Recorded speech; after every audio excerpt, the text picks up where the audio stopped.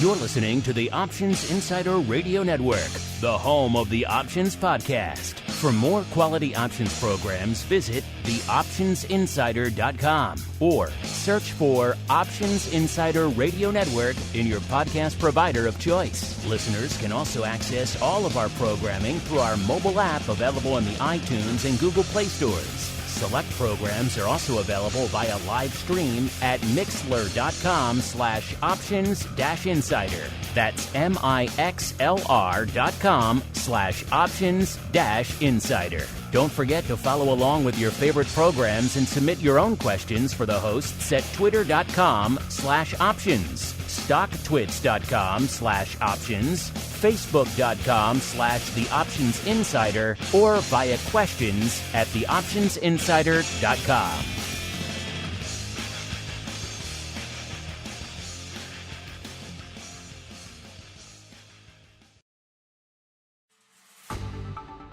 Welcome to Volatility Views, the premier program for volatility traders. Each week, we'll take a deep dive into the world of volatility with in-depth analysis, trading activity reviews, strategy breakdowns, cutting-edge education, and much more. We'll also bring you exclusive conversations with the traders, researchers, and asset managers who are reshaping the volatility landscape. If it involves volatility, then you'll find it on Volatility Views.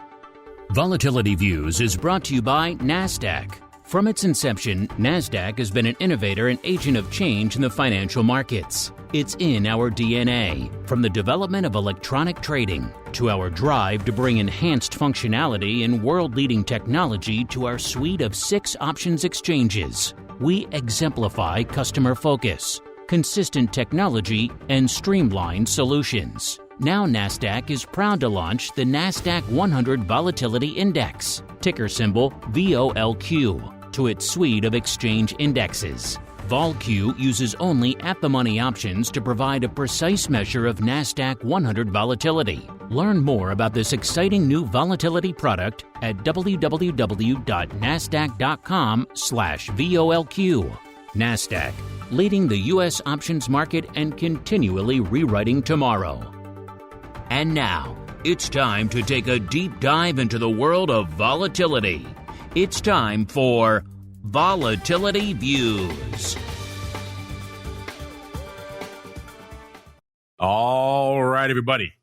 That music means it is time once again for Volatility Views, the premier program for volatility traders. My name, of course, Mark Longo from theoptionsinsider.com, as well as, of course, from the ever compelling, ever engaging, at least we tend to think so, around these parts, Options Insider Radio Network. I want to thank all of you who continue to drive up our bandwidth bills to record level, make each month a new record here for the now 16-plus year history of the network. Crazy to say it out loud. Still terrifying to me that we've been doing it for this long. But clearly, we're doing something right. You folks like it out there. So thanks to all of you who take the time to listen and, of course, rate and review on whatever platform you're listening on. Obviously, we've been doing this for over a decade on this particular show. So obviously, we have a long history of reviews out there. All the algorithms like it. But new reviews always help new people continue to discover the show. So if you like what you hear, you're one of our new converts, help someone else discover the show. Clearly, there are a legion of new listeners out there. So wherever you're listening, do rate and review. It does help. And of course, if you want more content in your lives, and hey, who doesn't? Let's say, for example, you don't want your broadcast day to end with volatility views today. You want to go above and beyond. You want to get options oddities after this show. And hey, because we like you, another pro Q&A after volatility views today. What a explosion of pro content you folks are getting. You had double options bootcamp live. You had double OPR.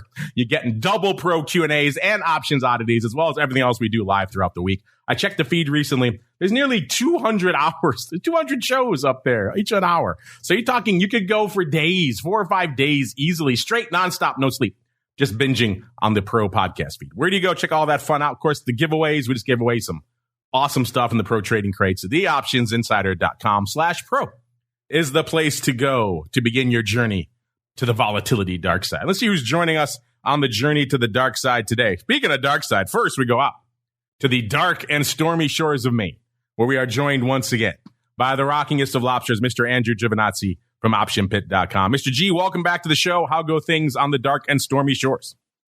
It is a dark and stormy day, I have to say, and I'm excited. We've got some high-powered guests here. It's not just the regular cannon fodder. You brought in the big guns today, man. All sorts of big guns by request, listeners, because it wasn't enough to just have one guest in the NASDAQ hot seat for you today, listeners. Nope, we're bringing the big guns. We're going to go for two. First, joining us, one of our old favorites out here, squeezing in, making room on the old hot seat, one cheek each on each half of the seat. First off, we got our old friend, Mr. Russell Rhoads from EQ Derivatives, as well as the Kelley School of Business, as well as a volatility bookshelf near you. Mr. Rhoads, welcome back to the show, sir. Thrilled to be here. Absolutely thrilled to be here. And I'm very excited about the person that I'm sharing the hot seat with. I used to share an office suite with him. There you go. Slide one cheek off the edge of the seat, because we need room there, Mr. Rhoads, because squeezing into the hot seat next to you, he's been on the show before, but it's been quite some time. It's been many years. So we're happy to welcome back Mr. Kevin DAVITT, now the head of NASDAQ Index Options Content. Kevin, welcome back to Volatility View, sir. It has been, in your case, quite literally too long. It has been far too long, Mark. Thank you for having me. Anytime I'm in this sort of company, I feel proud, and I'm looking forward to this hour. Well, since it has been so long, many years, Kevin, since you've joined us here on the show, we'll treat it like your first time again. So really quickly, before we dive into all the fun, give our listeners an overview of your background in the options and indeed volatility space, as well as what it is you do day to day over there at NASDAQ. All right, I will keep this brief. I started in this business many moons ago out of college, traded on trading floors for a good number of years, got experience in single name equities, ETF index options, as well as commodity futures and options. For a number of years, I worked next to the Professor Russell Rhoads when I was working for SIBO. And for the past year, I have worked at NASDAQ, where my goal is kind of explicitly to help grow the NASDAQ 100 ecosystem with an emphasis on the index options. So that's my kind of overall mandate. Part of that, as was mentioned in that considerably lengthy NASDAQ introduction, includes the VOLQ index and the tradable products around that. So that's my emphasis these days, and I'm pumped to be back. It's like, I don't know, who shot JR on Dallas or something? I don't really know. It's been a cliffhanger. Many years, a cliffhanger. Now we finally get to see the resolution, listeners, because it is time for the Volatility Review. It's time to break down the latest developments in the volatility trading world. It's time for the Volatility Review.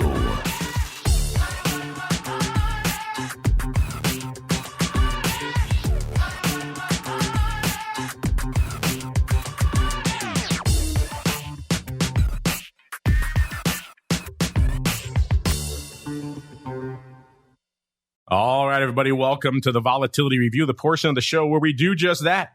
We break down the week that was and indeed still is from a vol trading and trending and analysis and unusual activity perspective. And we're kicking off the end of the week here with a color we've seen a lot this week, which is pretty much red across most of the major indices. It does seem like they're trying to play out that playbook we've seen quite a bit throughout the week. We start off the day pretty aggressively red, then they try to bid it up. We end the day maybe slightly down or maybe even up on the day. In the case of yesterday, the bulls gave up at the end and we ended up closing back down about 1%. And coming into showtime, we are still in the red, listeners, off about 0.75%. So bouncing off the lows a little bit, but still looking firmly in the red again, off about 0.75%, like I said, in the S&P. NASDAQ leading the charge as it is wont to do, off about 1.25% to the dark side. Dow flirting with unched ever so slightly in the red right now. So right now we started off lower and we're pretty much still hanging out lower. No aggressive rally yet, but we'll see. The day is young. The whipsaws we're seeing out there at this point, where we could be even by the end of the show, is anyone's guess. So a lot to unpack. Coming into showtime, we had our old friend VIX Cash back over a 20 handle, about a 2070 when we kicked off the show. That's up from yesterday, but obviously down from where we were this time last week on the show, down a little over half a point, about 0.6 of a point. VVIX, the vol of vol, still frothy, still hanging out at a 90, Even if that puts it down a whopping 7 points. We were flirting with 100 on VVIX on the show last week, listeners. So we're still frothy at around a 90, but not quite kissing the par level anymore. And VOLQ, a.k.a. the at-the-money vol of the NASDAQ 100. No skew here, ma'am. Straight up at-the-money vol. 25.10 when we kicked off the show. It's actually down about 1.3 points on the week. Since we're talking VOLQ, and Kevin, it's your first time joining us, and our listeners, they've been waiting for years for the conclusion of this cliffhanger. We will start with you, sir. What is lighting up your tape in the world of volatility these days? I wish there was something that was really lighting it up. I tend to think probably far too often in analogies or song terms. And when I look back at this week, it kind of seems like a talking heads road to nowhere relative to last Friday's close, the major indices. So I'm referencing the NASDAQ 100 there because I talked the home team as well as the S&P 500 are essentially unchanged, and vol measures are kind of behaving similarly. So from a day-to-day trading standpoint, there's certainly been opportunity. But when I look across the week, not a whole lot lighting it up. Looking forward, I'm thinking about Fed minutes, and I think about the focus on inflation, which will continue to be the case. And you got PCE next week. So in an effort to keep it brief and leave an opportunity for all of your guests to chime in, that's my take. All right, and switching to the other half of the NASDAQ hot seat, Mr. Rhodes, sir. A lot going on this week. A lot of whipsaw action. Vol going up, going down. Markets going up, going down. What was catching your eye out there in the action this week? Well, if I've stopped saying if I had a drink every time I said something, I'd be, face down. And now I've just started saying, if I had a gummy every time I talked about something, I'd be a really happy fella all the time. And something that I think I've talked about ad nauseum on here is the way VIX is supposed to act in front of a 3-day weekend. It's not doing it. It's it's up a little bit. The S&P's down 1%, but I'm kind of surprised that VIX is up, 50 cents based on that, just because of the normal headwind that we get for weekends. But I'm starting to believe that we're going to get to these situations where we're very concerned when the markets aren't open, what may happen geopolitically, and that might be bumping volatility up a bit going into the weekend. We saw a lot of that for about the first 9 months of last year as well. Everybody was always waiting for a shoe to drop or worried about things that may happen over the weekend. It kind of feels like that right now. A balloon to drop? A balloon to drop, yes. I'm totally the clouds just came over me in Indiana, so I've stopped looking at the sky for a while. Spoken like a true storm chaser, sir. But yes, you're right. Looking at the markets right now, if you just took the S&P out of the equation, just looked at the vol markets, you would not think, we're heading into a long weekend, because you're right. You're not seeing the usual patterns play out. But again, the day is young. Many things can happen before that final bell rings. Mr. Rock Lobster, we will close out the opening rotation with you, sir. What is lighting up your tape out there this week? Well, I think the biggest problem was the bullard in the China shop, like slamming around his big ideas yesterday. VIX was happily running toward 18. I was going to close some puts. I was pretty jazzed. And then somebody came along and kicked me in the shins. It was bullard. And now all of a sudden, when the market had taken out all these FOMC meetings, because we kind of know the Fed's going to raise, like, no, we might raise a little more than all you. Don't you love it when these Fed governors just pop up like whack-a-mole and just throw a wrench in the works? The Fed speak with one voice, right? That's always been my opinion. And I agree with Kevin there. It's like, we're okay. Now we're back to 405 again. Okay, interest rates aren't going to move up as fast for 420. Interest rates, they might, back to 405. Okay, we're going to have these minutes, and we could be 415 again, because maybe they're not going to raise them as fast. Boom, 415, and then we don't go anywhere. So, and Tucson mentioned the new gravitational force is 4,100, and I don't disagree with that at all. But VIX was headed toward 18, like Russell said. The 3-day weekend was coming out, and I will say though, I do have a bone to pick with the weekly futures in VIX they're making those puts pretty untradeable. So I'm going to cease to trade them. I'm putting them on my they suck list until there's a little bit more liquidity in them. Well, that was a little aggravating that I couldn't close them really at all this week because the futures are like dollar wide in the weeklies, and you guys can't come up with like a 50-cent wide market in the weeklies or something. It doesn't have to be, but they essentially were untradeable until they settle. So for all the listeners out there, I would be warned about the weekly because the volume really is dried up in those futures. So anyway, I will get off my soapbox on that, but I wonder why that is. I wonder what other product could be usurping all of that liquidity and action and acting as a surrogate for that. I have no idea. I wonder if there's some kind of guy that's an expert in index statistics somewhere.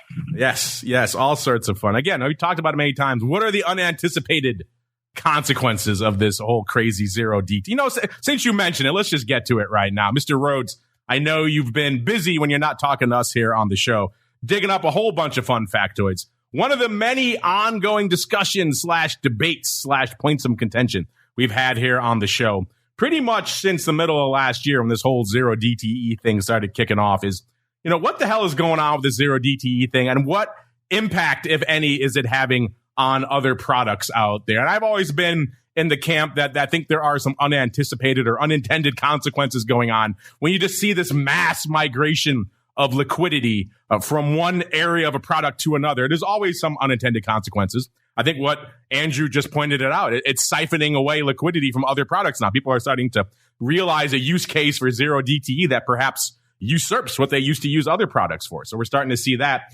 We had your buddy, Mr. Jim Carroll, VIXologist, in our Pro Q&A hot seat earlier this week, and we were debating that same question with him with some listener questions. Like I said, I've always said there are probably unintended consequences. I like the way he put it on the show. He said, looking at the metrics, the pure metrics of the calculation, you'd think no. But then again, there's such an explosion of activity in this front portion that there are inevitably going to be ripples that make their way down, you would think, to the 30-day, which is where, of course, all the calculation is done. So the question is, how big are these ripples and how much of an impact are they having? So now, a long way around to getting to you, Mr. Rhodes. I know you've been crunching the numbers on this. You have the definitive answer for the impact or perhaps lack thereof of zero DTE on VIX, sir. Have at it. I do not have the definitive answer, but we go around. Sometimes we look into numbers and we're trying to find some confirmation. So what in all of us, like Jim's one of the people I bounced this off of that you just mentioned.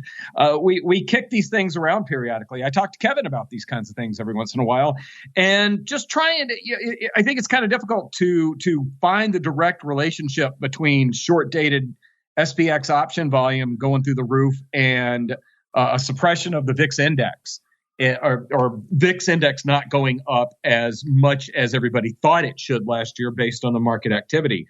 And so what I did was I found a similar market that doesn't have weekly options or that doesn't have daily options. And I used the Eurostoxx 50 complex and VStoxx. And when you look at the VStoxx relationship with its index and VIX with the S&P 500, they behaved very similarly last year, which leads me to believe that something else was going on with respect to VIX not spiking up. And personally, I think what was going on was hedging didn't work. And if you're going to Geico over and over again, and every time you crash your car, they won't send you a check, you're going to stop going to Geico. Well, if you keep trying to use index options to hedge a portfolio, and it's just not working the way that you thought it should, well, the next time you're worried about your portfolio, you might look somewhere else to hedge. And that lack of demand for SPX options probably showed up in a suppressed VIX relative to what we expected last year. However you chose to hedge. And it just happens that, a new product in kind of the same arena came out at the same time. But the fact that VIX and VStoxx were very similar last year makes me think that we can't fully blame the short-dated options. Yeah, talking about hedging, no matter how you hedged last year, S&P puts, VIX calls, all of them, kind of underperforming. Kevin, as you mentioned, this is your return from your JR hiatus here on the show. So we haven't checked in with you in a while. I haven't really got a chance to pick your brain on this whole question, which really is the elephant in the volatility room. It is the $1 million question everyone is debating right now. So let's start there. Before we even get into that, what are your thoughts on this whole 0-day phenomenon? Are you a big fan? Are you not a fan? And then B, piggybacking off Russell was putting down there, what are your thoughts on the impact or perhaps lack thereof of this? I appreciate the question, and I think I'm going to answer a little bit politically because I'm not a fan or not a fan. I am a fan of options generally, unequivocally. And product choice is a good thing. And when it's embraced like these short tenor, short dated options have been, then the investment community is finding value. All right. And the impact of that, I loved how Russell brought up some of the behavioral elements. I'm interested in that. And we like confirmation, data that confirms whatever we're thinking to begin with. And the industry likes narratives, right? What's hot and what can go wrong with that, because fear tends to sell.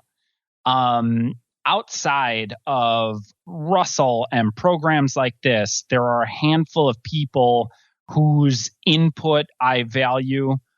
There's a great deal of it available. Chris Murphy is one of them at Susquehanna, and he put out some stuff earlier this week pointing out that much of this short-dated 0DTE volume is both opened and closed on the same day, so you're not seeing a real big build up in any of this. And beyond that, you're seeing 30-day realized volatility measures continue to decline. So that sort of goes back to the narrative of what's worked, what hasn't. When you see realized vol coming in, you are likely to see VIX and forward measures come in as well. But what we continue to see are, from a historical standpoint, outsized intraday volatility.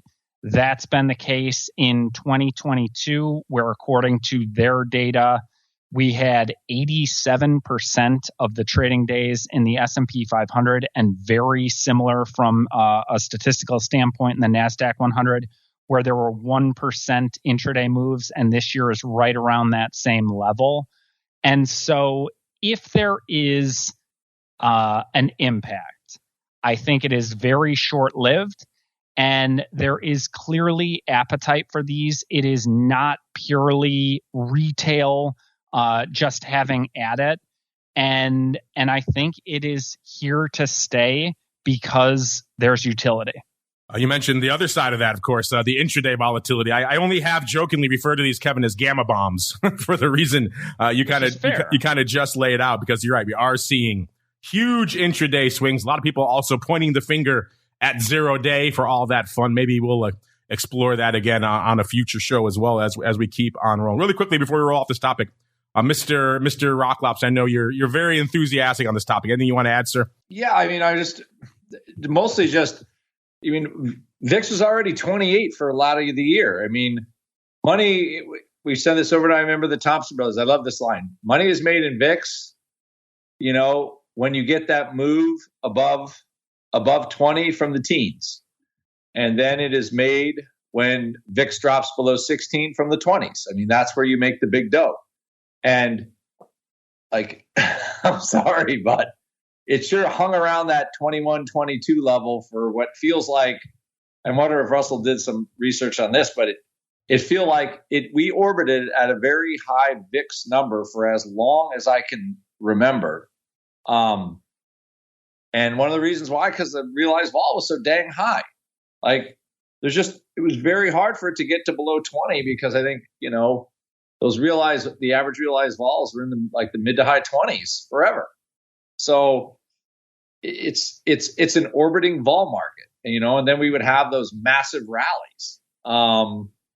So I think if we did see like a 3,000 in SPX, then we probably would have saw like 35, 40, 45, something like that. Because, all of a sudden the range would get a little bigger. That's what I mean. Ultimately, when it comes down to it, I think VIX is it's an arithmetic measure. I think it does its job pretty well. And just like a lot of things is, people don't quite understand them and they want them to do sometimes more than they are able to do. So, there's no reason for VIX to go to 40 if you're just running a 2% a day realized vol in SPX. It ain't going to 40. You can want it all you want, but just because the market's down, it ain't going to 40. It's just the way it is. So, but what if you really want it, Andrew? What if you really want it? But it ain't going to make a difference. What if you super duper want it? I've been super duper wanting one of those pro boxes in the mail from you, and I never get it. Oh, here we go with the umbrage box. Listen, is he? Nothing. Oh, no, I somehow I muted him. I don't know how that happened, listeners. But yes, he is. He takes umbrage at your pro crates every week, listeners. We'll have to send him a little tchotchke just to get him down off his ledge there. Let's keep on rolling out to the land of the volatility surface this week, listeners. Obviously, speaking of rolling Feb, rolling off the board since our last show. So March now slotting up into that pole position, that front slot there. March future this week, as we kicked off the show, down a little over half a point, about 0.55. The April future coming in right behind it, also down half a point. So once again, that front portion of the curve kind of moving in lockstep. The rest of the curve looking like your kind of traditional VIX curve, sloping pretty much steadily upward to top out there in the Sep-October frame. Mr. Rhodes, we'll start with you, sir. Anything catching your eye? Anything standing out to you on the volatility surface this week, sir?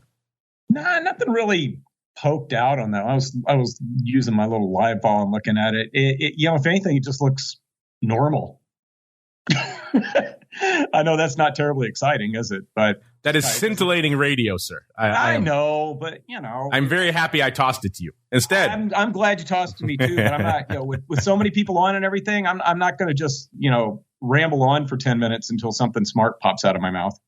As your usual, apparently. That's what you're saying. Okay, I got you. Yeah, I'm not even going to try that one. Let's see if Mr. Rock Lobster can do that instead. Mr. Rock Lobster, sir, anything catching your eye out there in the land of the volatility surface? Just the annoying flatness of the curve. As I look at this, we are, you have cash. Basically, you have this, what I would just call the Fed effect, where you have some forward values that sort of create the curve in a normal way, and then you have all these short-term vols explode, and it jacks all the front end of all the options up, and that spills their way into VIX, and you get this very cash compressed to the future type of curve, which is annoying because even when VIX goes down, cash goes down, the futures really don't follow as much because all the forward values readjust because all the short-term vols fall off the face of the earth. So you got that. So I would just say it's an annoying curve right now. It would make the vol products, I think, a little more interesting, like VXX and UVIX, although UVIX is another liquidity pain in the butt. But so at least you get a little bit of action when the futures move a little bit. For, I would say, after this Fed meeting next week. But I would say it's mostly kind of in that annoying, there's not a lot of sort of edge in the curve range, and I kind of just nod at it and ignore it until maybe Tuesday, right before the Fed minutes release on Wednesday. All right, let's keep on rolling, listeners, out there into the land of the vol options, away from the futures into the old options. We'll kick things off. We had our buddy Scott Nations on the show a few weeks ago there. Of course, the creator of all things VOLQ. Always excited when he's on the show to dive all deep into all things VOLQ. He was very excited when he came on the show about the recent launch of VOLQ options. Happy to see the OI continuing to grow out there. We can give you a quick top 5 here as we're looking out there. Always looking for interesting and or aberrant paper. When we used to talk about spikes a lot here on the show, we always saw a lot of strangely, deeply in the money puts and calls going up. It was very interesting. I'd never really seen that in any other vol products. So you never know when new vol products come online, what type of paper, type of OI will start popping up. So it's always fun to pay attention. Let's look at a quick top 5 now in all things VOLQ. Number 5, we've got the March 26 puts. Follow right behind it, we have the March 18 calls. So a whole bunch of March here. Number 3, we got the March 24 puts. Number 2, we've got the April 28s. And rounding out the top 5 in VOLQ right now, we have the March 22s. Remember when we kicked off the show, listeners, VOLQ at about a 25. So we're seeing paper pretty much all around, that at the money strike out there, which is kind of interesting.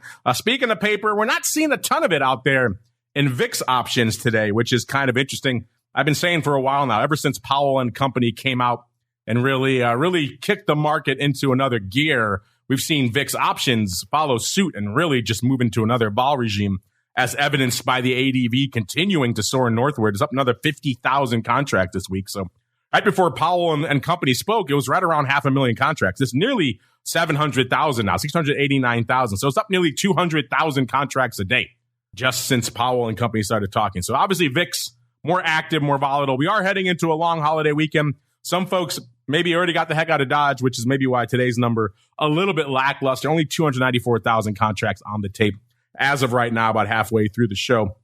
Let's do a quick top 10 here. By the way, listeners, if you come into the show listening for a deep dive into VIX puts, you came to the wrong show. Once again, the top 10, all calls all the time, maybe reflecting Andrew's frustration with VIX puts. Either way, no love here for VIX puts today. All top 10, all calls all the time. Number 10, 161,000 of the March 25s. Number 9, 168,000 of the March 80s. Number 8, 218,000 of the May, our first May in our top 10 here. The May 50s. So we're back to that, listeners. Number 7, 220,000 of the March 40s. Number 6, 226,000 of the March 75s. Number 5, 231,000 of the March 26s. Number 4, 246,000 of the March 24s. Number 3, 286,000. A lot of sixes today. 286,000 of the June 40s. Number 2, 300,000. So we're getting up there, listeners. 300,000 of the June 30s. And rounding out the top 10, 323,000 of the March 30s. So again, the top half of the top 10 there, looking pretty hefty out there. 323,000 of the March 30s. Before I dive into all the action for the week, you know what comes next, listeners. It's your favorite theme. So good, we'll have to play it twice. Yes, it's time for Russell's Weekly Rundown. Now, Russell's Weekly Rundown. All right, one more time. Too good. Now, Russell's Weekly Rundown. I laugh every time, Russell. Why is that? And Andrew really laughs every time, and he's on a comfort break, I think. So, all right, let me jump into. It's kind of funny that you said all the action was on the call side, because all the trades that I'm going to talk about are on the call side. I'm going to go very quickly. On Monday, like 3 seconds into the regular trading week, somebody bought the February 22nd, next week's 23-26 call spread. They paid 63 cents for that. Nothing worth talking about on Tuesday. Wednesday, I came across this trade, and then when I went to look at the time of the day, I was very impressed. At 8:40 p.m. Central Time on Wednesday night, when most of us were probably watching sports ball or something, somebody bought 20 of the March 1st 20 calls, paid $1.33 for them. Seconds before the close on Thursday, somebody sold 100 of the March 1st 28 calls for 24 cents. So there's a bearish VIX trade. And then finally today, the February 22nd, somebody bought the 1922 call spread, and I cannot read my handwriting, and I don't know what price I have here. That's all I can say about that, is I completely screwed that up. but if Andrew's back, you got to play the song. He just laughs. I think he listens to it. I think he listens to that music every night when he gets a little depressed. I think he does. Speaking of nighttime, I like your VIX nighttime trade there. Maybe you have a new segment. What do you think? VIX after hours. What do you think? Well, we could be like that person that used to do reports from the floor, who also had her own after dark Twitter. Ooh, there we go. We could call 1-900. That's exactly what people want from me. 1-900 Dr. VIX to get your after hours VIX report. I like it. There we go. I think we have a sideline for you now. Mr. Once and Future Dr. VIX. Kevin, I know you love the theme for Russell's Weekly Rundown there as well. But anything catching your eye out there in Russell's weekly breakdown so far, sir? Man, he covered it well. I guess the one kind of trade that I followed that I don't think he mentioned was, I believe it was Wednesday, a reversal day, where the VIX June 30-40 call spread traded in size, something like 100,000 plus of those spreads traded. And big picture, in terms of VIX call volume, which has been the emphasis, 4 of the top 11 volume days, looking back 1 year, have occurred in the front half of February. So that in and of itself, I think, is very interesting.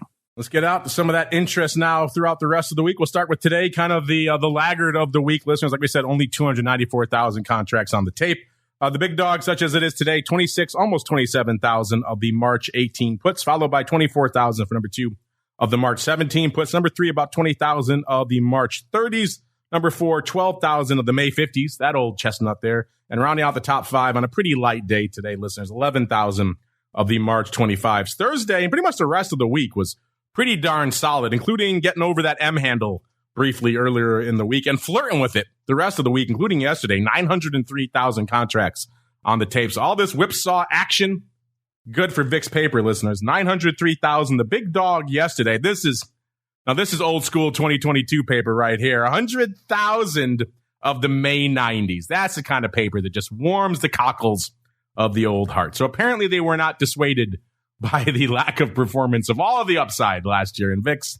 They're going back at it this time with the May 90s. We'll keep an eye on those, listeners. Number 2, also pretty hot and heavy, 80,000 of the June 60s. July 60s, the July 60s. Number 3, 62,000 of the March 30s. Number 4, 51,000 of the March 40s. And rounding out the top 5 yesterday, 35,000 of the April 39s. Interesting strike there. Wednesday, also fast and furious, 927,000 contracts on the tape, just pushing all kinds of paper, including the top 2 spots, listeners, was the call spread Kevin just mentioned. The June 30, 40, looks like it went up about 113,000 times. So they're not playing. I remember talking about that on the show a couple of weeks ago, too. I believe it was on the Monday episode, the option block. Someone really likes that June vertical there because it's open for a decent amount of size now. So you like that, listeners? We talked about that before. You like that? I forgot what level they put it on the first time. I think it was somewhere around 79 cents. I'll have to go look and see what the second one was. 81 cents looks like maybe. But yeah, interesting. You like that vertical? Followed by number 3 on Wednesday, 55,000 of the May 50s. Number 4, 52,000 of the March 19 puts. Finally a put making its way in there. And number 5 on Wednesday, 41,000 of the March 24s. Tuesday, 1.19 million. Yeah, there's the M handle sneaking in there, listeners. 1.19 million contracts, including 103,000 of the May 50s.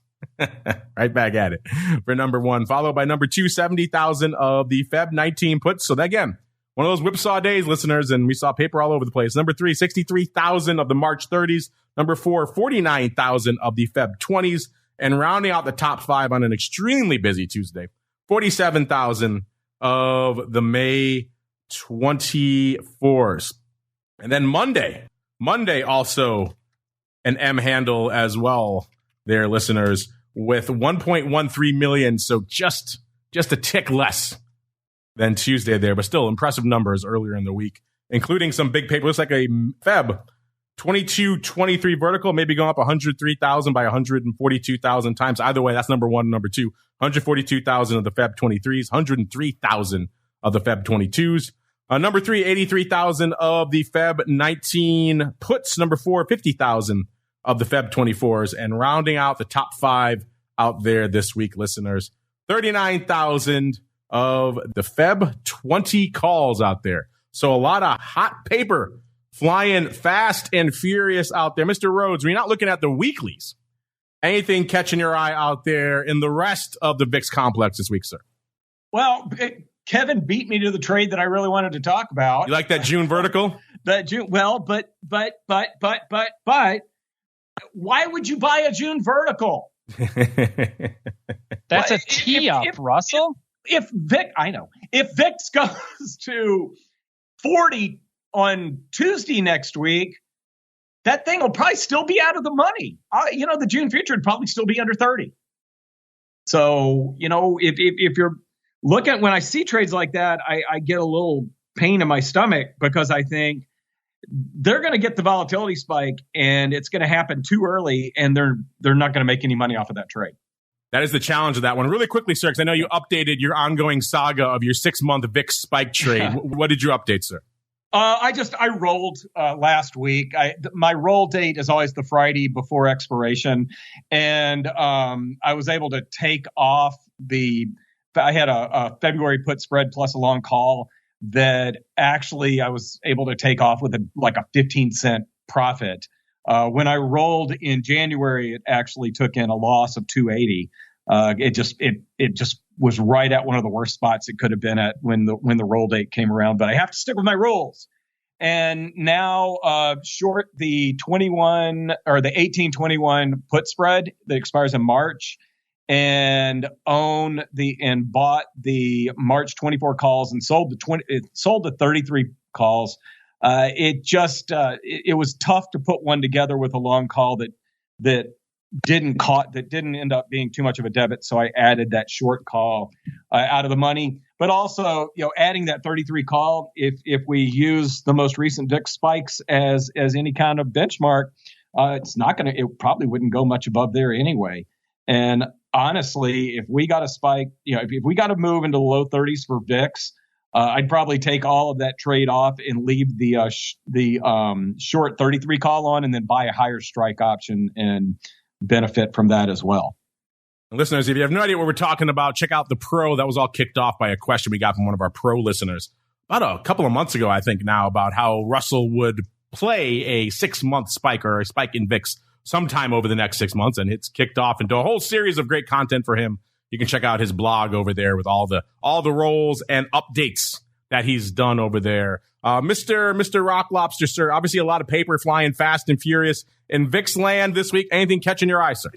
I thought I saw some kind of 50-cent options going up. Where there was a Bloomberg article.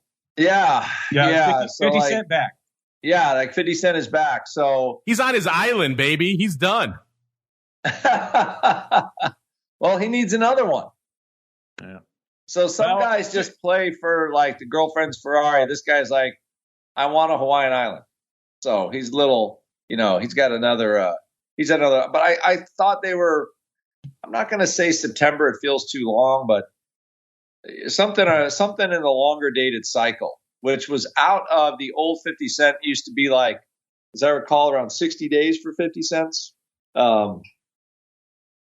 Right around Russell's saying the May 50s. So, yeah, that's, I mean, I remember the guy buying the 25s.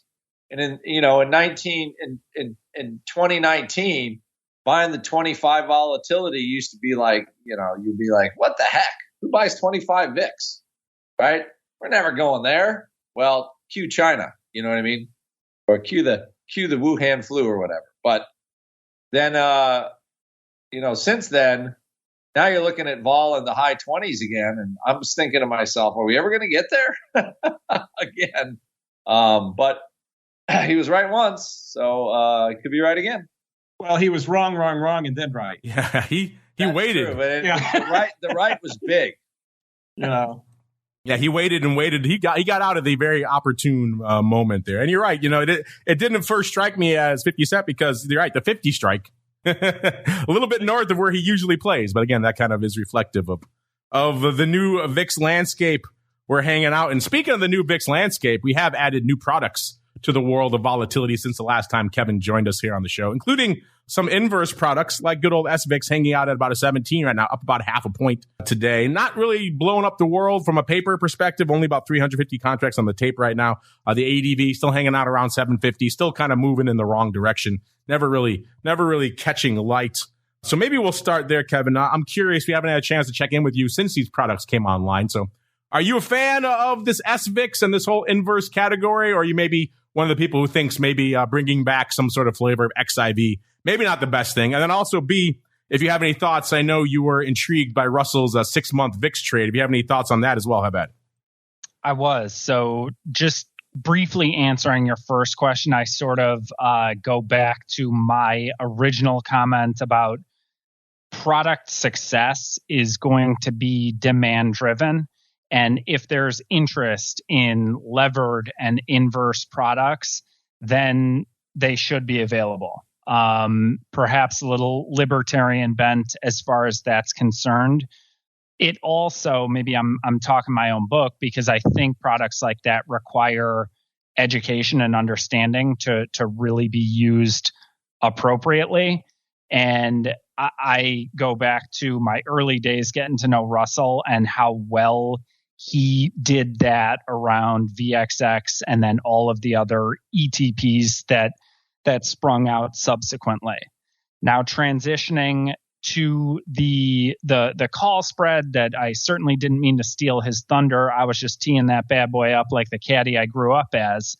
But I think there's this tendency to evaluate trades on the tape in terms that tend to revolve around confirmation bias. And before we went live today, there was this question about, and I've gotten this often, am I related to Dennis Davitt, another guy that is well known in far more well known than myself in the volatility world? And chances are somewhere down the line I am, but we're not like brothers or cousins or something. And a point that he makes often is that absent an understanding of the financial motivation behind a given position, evaluating that too closely, I think, can be detrimental. And so a 30-40 call spread out a couple of months without knowing what other positions are behind that, we're sort of just looking for things that confirm what we might think here and now. And there are so many other dynamics that go into options generally, and particularly products like volatility futures and the options. And so I think avoiding too much analysis of a given trade that hits the tape can be helpful. Focusing on what is my portfolio risk, what is my exposure, and how can I use these tools to insulate or to express a view that I think I can capitalize on.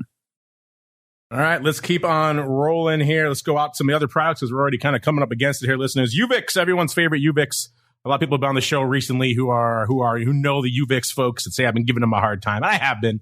I get it though. I'm coming at it solely from the lens of someone who wants a lot of downside from my options trading. If you're out there issuing a product, you have other concerns. I get it. But just from my solely very micro-focused lens, I would love to see a UVIX somewhere north of 40. That would be fantastic. I get it from a product perspective. Maybe you don't want it that high. But hey, if you're going to just reverse split it to 20, then enjoy reverse splitting every couple of months. That's what's going to happen to you out there. Right now, hanging out 19.5, down about 1.7 points from where it was this time last week. Actually doing a little bit of paper today, about 4,500 contracts. The ADV, though, right around 3,200. That's kind of unchanged out there. Let's look really quickly to see if there's anything interesting lighting up the tape out there in UVIX. And the big dog today, the Feb 20 is going up 600 times. That's about as interesting as it gets. Let's keep on rolling as well. UVXY, another product that seems to want to just cling to the 5 handle forever now. It's at 5.25 right now, down about a quarter. Let's see in some paper out there today in UVXY, about 168,000 contracts on the tape right now. The ADV, 192,000. That's down slightly from last week, down about 7,000. So intriguing stuff out there. Both of those products want to go the way of the dodo, haven't quite gotten there yet. And then our old friend, the formerly broken, but perhaps now not broken, question mark, is good old VXX, hanging out right around 1190 right now, down about 0.4 of a point from last week. 65,000 contracts on the tape right now. The ADV hanging out right around that level, right around 63,000. That's down about 3,000 from this time last week. So the ADV not really growing out there either. Mr. Rock Lobster, anything catching your eye in any of those products? Good old SVIX or UVIX or a UVXY, or I know your most favorite of all, VXX. I bought some VXX puts.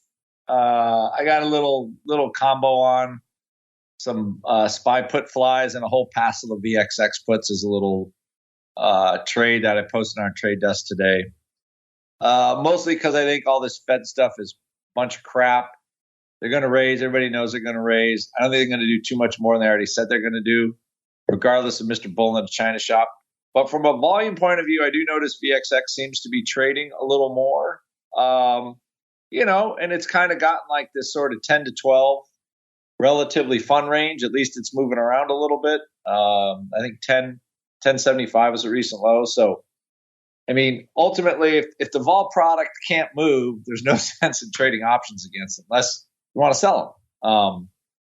So I think there's a little bit of action there. So I have noticed a little bit more volume pickup. There's been a little bit more UVIX volume, especially now that we've had a couple of vol rallies in 2023. So they tend to trade more when we have a little bit of a vol rally, and then everybody starts to fade them again. So I would just say there's a little. It feels like a little pickup in volume. Nothing crazy yet, but a little pickup in volume. Speaking of crazy and a bit of a pickup in volume, we also have earnings vol flying fast and furious this week. Listeners, big name topping off this week. We had Palantir and, of course, Denny's. So moon over Miami volatility on Monday. Tuesday, we had Buffett's favorite Coke as well as Marriott and Airbnb. Wednesday, Roblox, Krispy Kreme, so donut vol. Roku, Cisco, Marathon, and Twilio. Thursday, Rubber Shoe vol, a.k.a. Crocs, as well as Paramount, Hasbro, DraftKings, AMAT, old school name popping up there, and DoorDash. And today we have John Deere. So all your favorite tractor volatility listeners, if you want to see all that data for yourselves, the earnings move report, earnings move results report, earnings season report, and the earnings trades report. And there are literally hundreds of tickers. We could spend the entire show going through them all. It's all available for you for free because we like you folks over there. TheOptionsInsider.com. Click on the Options News and Articles tab, and you could click away until your heart's content. Right now, the season report listeners hanging out at about a 114%. So that, again, that breaks down the entirety of earnings season by week and then averages it all together. 100% would be if everything moved completely in line with its straddle. So obviously 114%. Wee bit of outperformance there, even though it has come down from the ridiculous 150, whatever it was, to kick off the season. Our long-term average, we've been running these numbers for quite a while now. The long-term average is about 92%. That has actually ticked up as well. It was a lot lower than that recently. So 114, pretty strong still. Remains to be seen if we can hang out here or if we'll come in a little bit. Again, you can see all that for yourselves. TheOptionsInsider.com. Click on the Options News and Articles tab. To begin your journey to the dark side, as now it is time for us to voyage into the most difficult, the most dangerous portion of the show. It is time for the crystal ball. It's time to peer into the future and reveal what the volatility gods hold in store. It's time to look into the crystal ball. All right, everyone, welcome to the crystal ball, the portion of the show where we attempt to wrestle with the volatility gods, see what they hold in store for the coming week. Last week on the show was myself and the greasiest of meatballs, as well as Lynn from Cowen over there. And let's see, coming into the end of the show, we have VIX cash right around a 20.5 and VOLQ at about a 25 even. So I was looking at 22.67, so no joy there, and 28 double on VOLQ. So I was pretty much too high across the board. Mr. Meatball doing his palindromic nonsense again. Who can blame him? It worked for him the week before. This week, not so much. But, if you keep hitting the same numbers over and over again, eventually that broken clock has to be right. This week, not so much. He was at 22.22. No joy there. Lynn was feeling the upside. He was at 24.75 in VIX. Usually I'm the upside guy, but no joy for him or for any of us today. Just not enough vol to make anybody happy, at least from our vol prediction game. You know what that means then, Kevin? None of us won on the show last week, so our guest gets the joy of going first. You can pick VIX, you can pick VOLQ, you can pick both. Whatever floats your boat, sir. What are you feeling for this time next week? Man, I'm going to pick both, and I'm going to lead with VOLQ, which, as you mentioned, is hovering right around 25. I'm going to go 22.5 in 1 week's time. We got our VIX index now around 20.5, and I'm putting that at 18.75.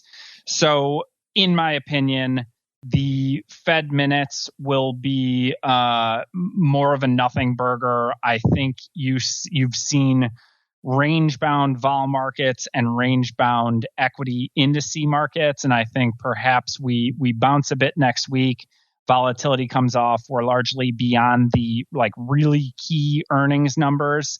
And that's my take, because eventually there's going to be a focus on some NCAA stuff. I'm in Evanston, and it's very likely Northwestern's making their second trip to the tournament.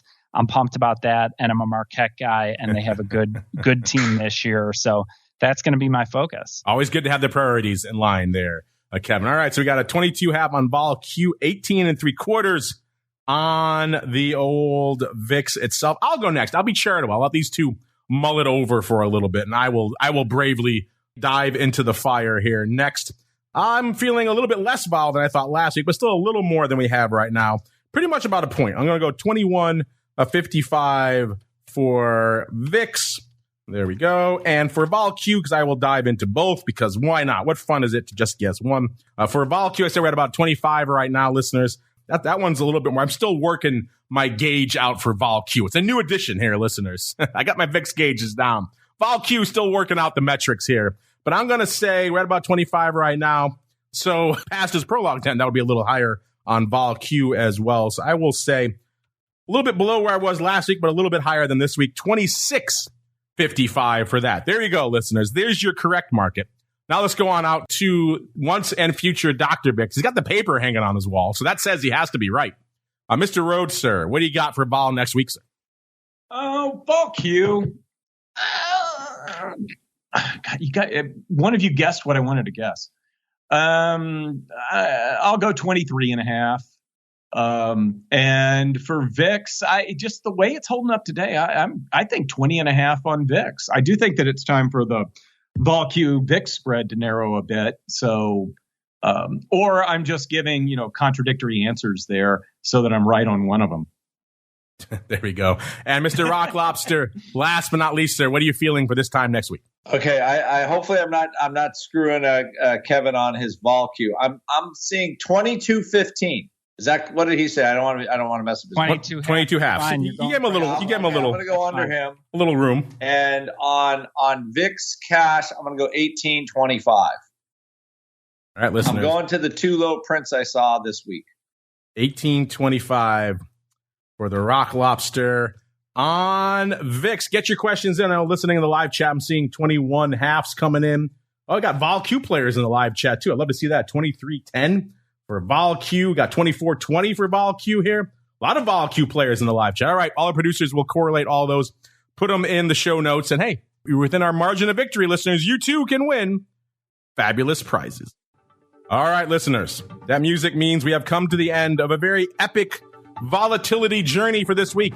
But before we go, Mr. Kevin, if folks want to check out all the vol goodness that's cooking over there at NASDAQ, where should they go? What should they do? You should go search out the NASDAQ 100 index. We got 3 different products broken down notionally from the flagship NDX options, the 1/5 NQX, the 1/100th XND, your favorite search engine, which statistics tell me is like 88% dominated by Google. Type in NASDAQ 100 index options and find your way there. Thank you for the opportunity. There you go. Check it out. Easy to find, listeners, all the places he just laid down. Speaking of NASDAQ, Bob, we got Options Queen in our chat. She's going at a 21.80 for VOLQ. Interesting. She's eerily precise sometimes in her predictions. So 21.80 for not VIX, but VOLQ next week. That's interestingly low. So NASDAQ vol getting smashed next week, according to Options Queen. Mr. Rhodes, same question for you, sir. Folks want to check out what you got cooking or see your updates on your 6-month VIX trade. Where should they go? What should they do? Well, they if they follow you on Twitter, then they'll see a link to my to where I've just been putting stuff out on a Substack as I transition away from EQ derivatives and try to figure out the next chapter. I might be coming out of retirement to manage a fund. Coming out of retirement. Yeah. Hey, yo. Putting the boots back on. The visor coming back out. So I'm being courted to do that. And we'll see. Always nice to be courted. Enjoy the courtship process. I quit doing that about 15 years ago to go to the Options Institute, and I never looked back.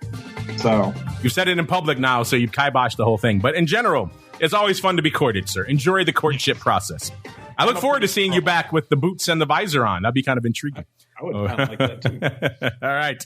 And Mr. Once and Future Dr. VIX, last but not least, sir, folks want to check out all of the vol content you guys have cooking. Where should they go? What should they do? I'm assuming you mean me and not Russell. Yes, I do. Is Andrew doing it? I was still distracted by the visor talk. Yes. It's okay. You know what it was? Is you were imagining Russell in his courting dress, and you got all flummoxed. Got me all hot and bothered. You got all hot and bothered. So 888-TRADE-01. Ask for Ted or Andrew. 10% off anything if you heard mention the show.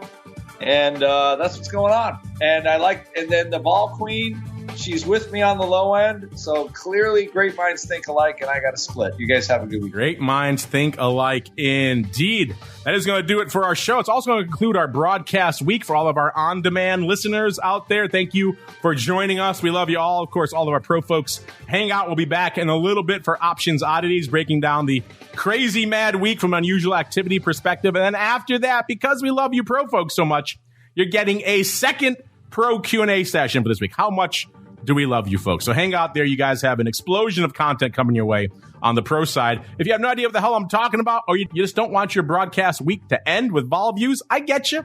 There's more fun to be had. TheOptionsInsider.com/pro is the place to go. Obviously, we're off for the network on Monday. Everyone have a great long weekend out there. Then we're back again throughout the rest of the week. All of our usual content all the way through to next Friday, another episode of Volatility Views. Stay safe out there, everybody. Volatility Views is brought to you by NASDAQ. From its inception, NASDAQ has been an innovator and agent of change in the financial markets. It's in our DNA, from the development of electronic trading to our drive to bring enhanced functionality and world-leading technology to our suite of 6 options exchanges. We exemplify customer focus, consistent technology, and streamlined solutions. Now NASDAQ is proud to launch the NASDAQ 100 Volatility Index, ticker symbol VOLQ, to its suite of exchange indexes. VOLQ uses only at-the-money options to provide a precise measure of NASDAQ 100 volatility. Learn more about this exciting new volatility product at www.nasdaq.com/VOLQ. NASDAQ, leading the U.S. options market and continually rewriting tomorrow. You're listening to the Options Insider Radio Network, the home of the Options Podcast. For more quality options programs, visit theoptionsinsider.com or search for Options Insider Radio Network in your podcast provider of choice. Listeners can also access all of our programming through our mobile app available in the iTunes and Google Play stores. Select programs are also available via live stream at mixlr.com/options-insider. That's mixlr.com/options-insider. Don't forget to follow along with your favorite programs and submit your own questions for the hosts at twitter.com/options, stocktwits.com/options, facebook.com/theoptionsinsider, or via questions at theoptionsinsider.com.